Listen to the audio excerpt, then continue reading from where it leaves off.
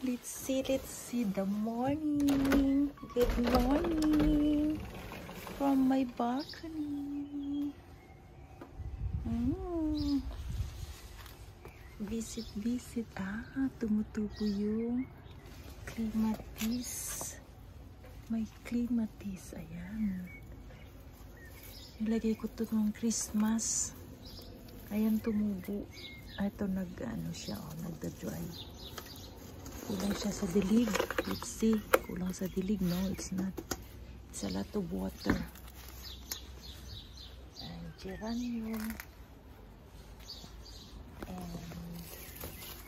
And what is this? Wisteria.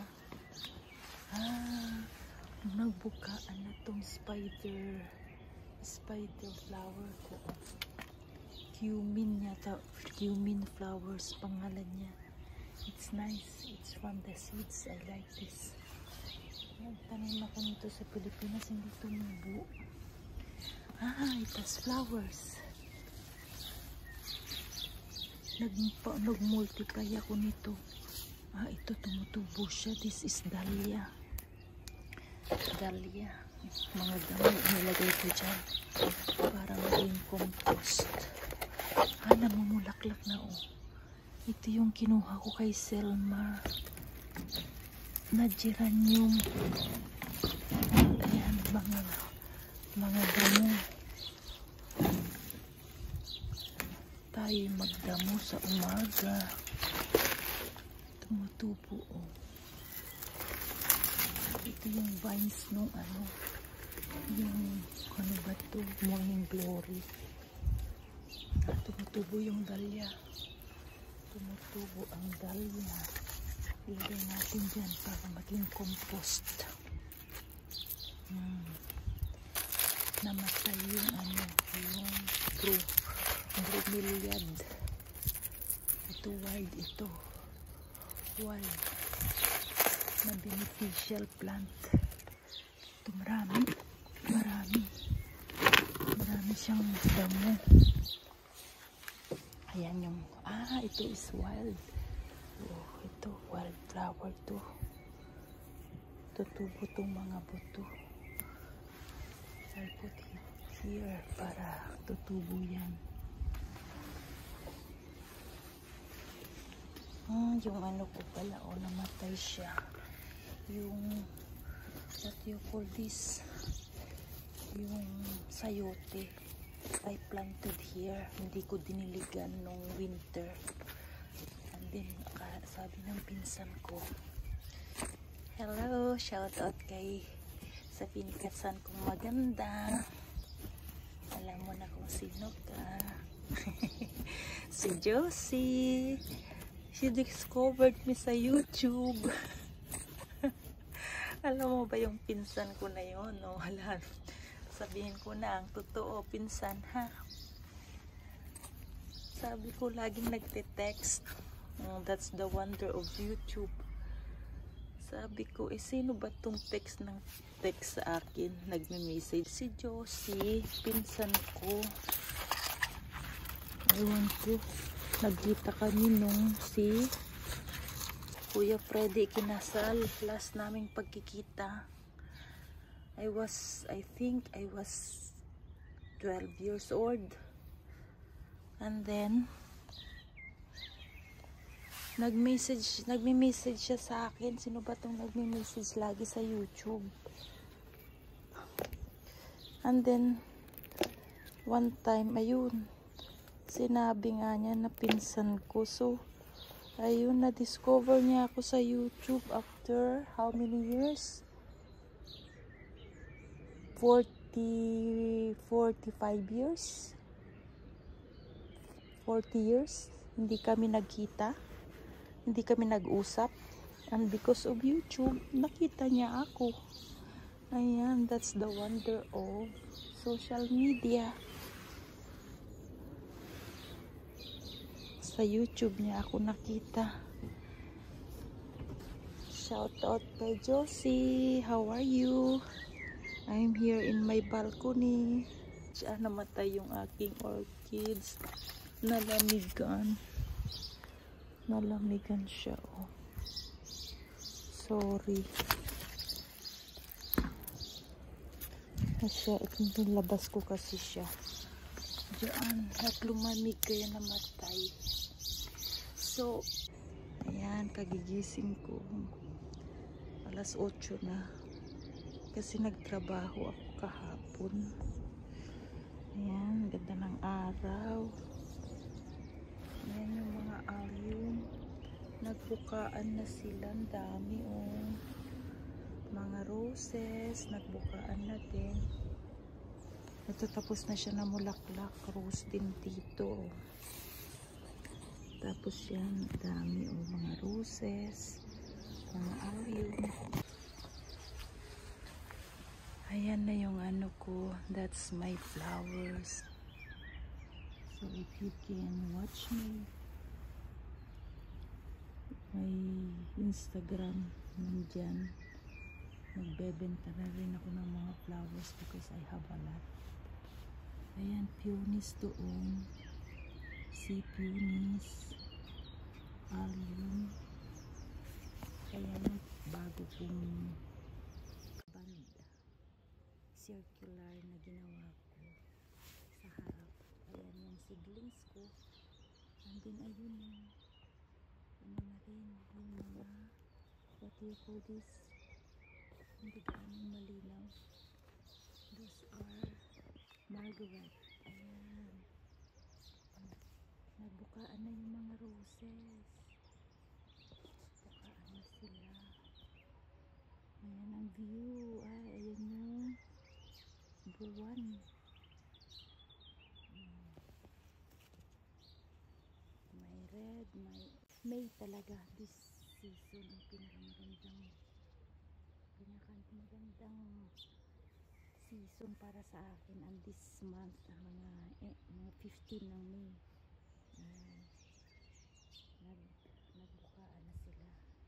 And ayan yung kapitbahay ko, lumipat na yung kapitbahay ko, binenta yung bahay nila, pero ayan yung may kotse sa harap. Patay yung kanyang mga buwi. Ayan yung patay sa pots. Ayan yung mga roses, nagbukaan na. Linagyan ko nung triangle, ano ba yan, yung topiary. Hindi na ba stand, ang tawag dyan. Linagyan ko ng war kahapon. Let's see mamaya, kakape ako. Ayan ang view, ang ganda. Tingnan natin sa vineyard. Ayan, ganda ng view. Ayan yung bagong home for the aged dito. Kasi maraming matatanda dito sa Switzerland. Kasing dami ng matatanda ang mga bata. Kasi nga advance sila sa treatment. Kaya they last long. So 20% ng population dito sa Switzerland is 65 to 100 and more.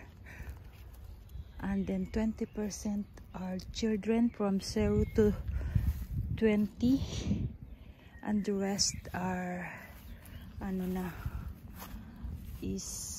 namumulaklak na yung aking blackberry. Ayan, marami siyang bulaklak. So 20% is ang dami niyang bunga, oh. 20% is hirela ng bunga. 20% is from 0 to 20, and 60% the rest is from 20 to 65 na. So kasing dami ng matatanda ang mga bata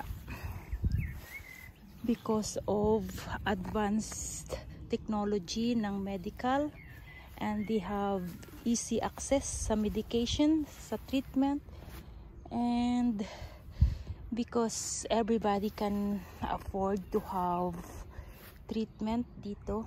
They have follow-up care, consultation, well managed ang medical services, medical treatment ng Switzerland. So ayan, maraming matatanda naging ewan ko kung problema, but that's the result of insurance. So 0% ang contribution ng government sa medical treatment ng mga population dito.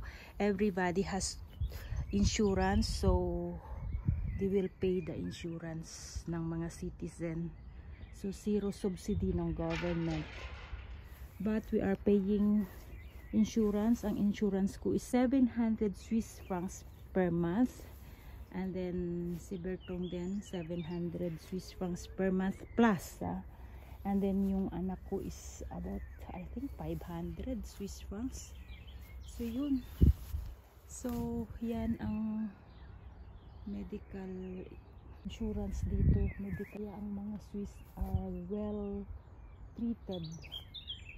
Ayan, dyan nag-training ako dyan, malapit lang dito sa bahay for 6 months. And then may pasyente akong isa because I'm working sa home community service ako. So mga nurses, instead na yung mga mag-drive, binibisita na lang namin sila, mga nurses, mga doktor sa bahay nila. And then kami na yung nag-i-injection ng glycemie every morning, every evening. Kami yung medical check-up once a week or 2 times a week, depende. Kami yung nag-i-injection ng kung ano-ano na kailangan nila every day, just in case na may injection sila, mga ganon, dressing, and lahat ng nursing care kung kailangan. Pero yung mga nasa bahay, naglalakad pa sila, so we need to prepare their medication. Ganyan ang medication per week. So may may weekly treatment sila, naka-box na. So kukunin nilang nila, or kung hindi na nila kayang kunin mag-isa, we will pass every morning, kung kailan nila kailangan yung mga gamot nila. So ganon ang medical services dito sa Switzerland. So ang salary ng mga nurses sa hospital, sa community care, pare-pareho lang yan. Grade ng salary, ilang taong ka nang nagtatrabaho, they will calculate all of this, and you have the same salary with the people working in the hospital. Mas gusto kong mag-work sa labas sa community, kasi I want to go out lagi. Ayaw kong naka-stay ako ng buong araw sa isang lugar. I want to stay outside. Alam nyo naman, ayan, mahilig akong mag-garden. Kaya yan ang gusto kong trabaho. And in Switzerland, pagka-employee ka, pwede ka magtrabaho ng 50%, 80%, ganun lang. 60%, 20%, 50%. At yan ang gusto kong trabaho. At least nakakapaggawa ako ng trabaho sa bahay, at saka yung gusto kong gawin, katulad ng mag-garden, magbenta-benta ng kung ano. Yan, I want to do that. So I can practice my profession, at the same time nakakapag-garden or nakakapag benta-benta ng kung ano. Kaya maganda ang medical system dito sa Switzerland. Okay, hanggang sa muli. Ayan, mga iris. Tinatanggal lang yung mga dried flowers. You just put it there kasi maging compost nga. May tago siya. And then ayan na yung mga bulaklak. Ganyan lang ang gawa ko rito sa bahay. How does my journey roll on? Ayan, mga ano to, blackberry. Tinanim ko dyan. Isa lang, tapos gumagapang siya. Magdala kaya ako nito sa Pilipinas. Next time yung branch niya itanim. Yan, ang dami mga iris. Ang dami nagbukaan sila. Nilagay ko sa marketplace. Minsan nakabenta ako nito mga nilagay ko yung bulaklak, pero mas gusto nila yung pananim. So nakabenta ako ng pananim. Tapos nang namulaklak yung wisteria. Ayan, pakunti-kunti na lang. Ito, namumulak-lak siya. Ganda niya. Nagto 2 times pala siyang namumulaklak. Tuloy-tuloy. So I love this. Yung peony dun sa isang beses lang. This one tuloy-tuloy. So I will buy more of that, or I will keep the seeds and they will grow.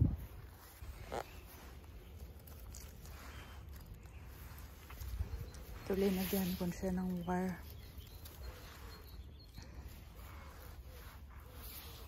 Para contained siya. Lagyan ko din ng wire. Kaya ito. Na ito, it's not too much. Maybe this one. I'll put wire. Spiral. Ayan.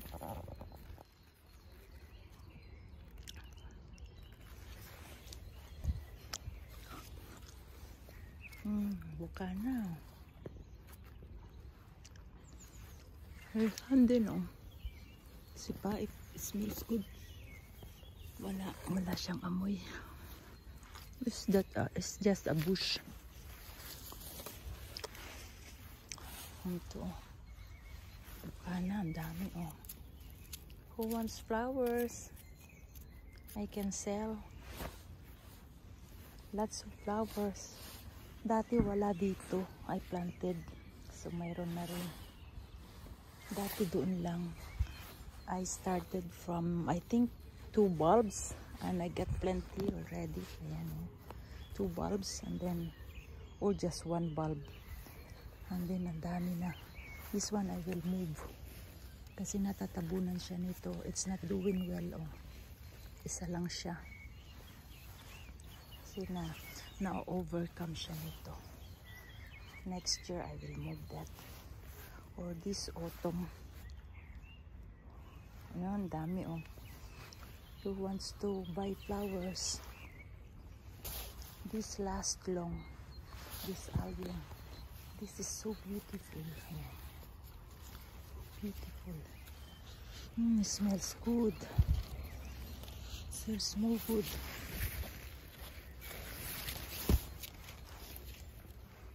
Kuha tayo ng isa. We will put it on the table while I'm drinking coffee. Diba? Super bango nito. Super.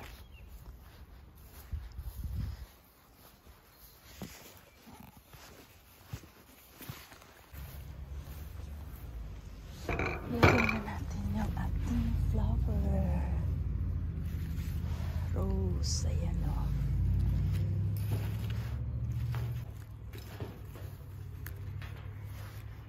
Ayan ang ating rose.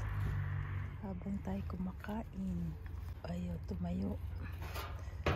Ganyan. Kuha tayo ng scissors.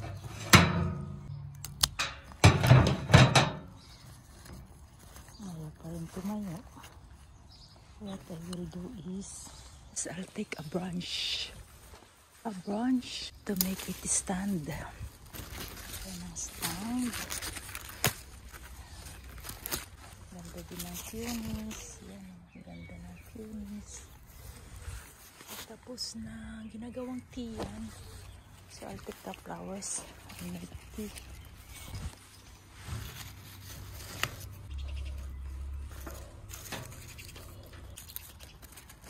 Para tumayo siya.